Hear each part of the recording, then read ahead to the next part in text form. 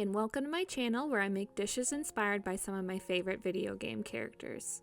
Today's dish is inspired by Nier, or the main character from Nier Replicant, and we are making garlic Parmesan chicken skewer flatbreads. I imagine that post-time skip brother Nier is all function when it comes to his food, and he would want something quick to whip up that checks all of the boxes of a healthy meal.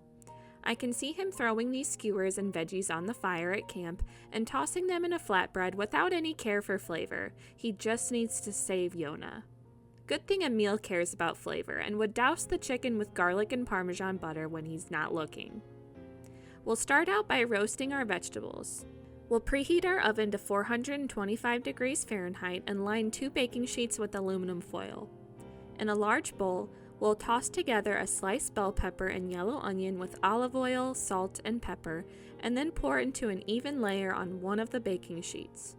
We'll roast the veggies for 20 to 30 minutes until they are softer with a nice brown color to them.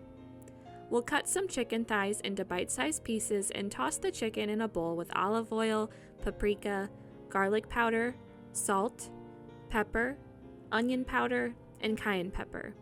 Once evenly coated, we'll tightly slide the chicken onto some skewers and then place them into an air fryer to cook for 10 minutes at 400 degrees Fahrenheit.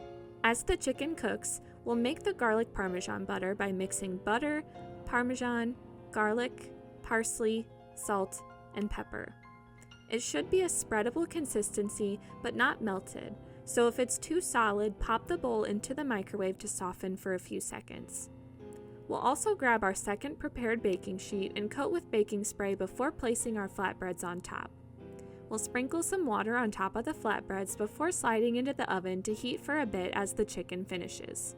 Once our 10-minute timer goes off, we'll open the air fryer and flip our chicken before brushing with about a third of our butter.